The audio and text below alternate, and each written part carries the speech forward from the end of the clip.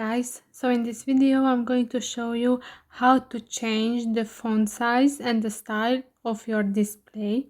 First you have to go to the settings menu, after that to display menu, and here you can see font size and style.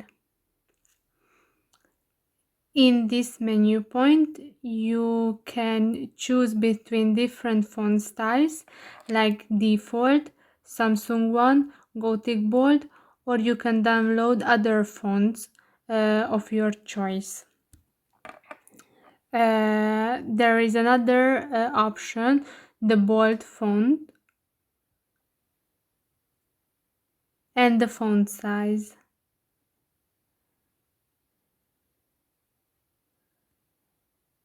Thank you so much for watching. If you consider that this video was helpful for you, please consider subscribing and have a nice day.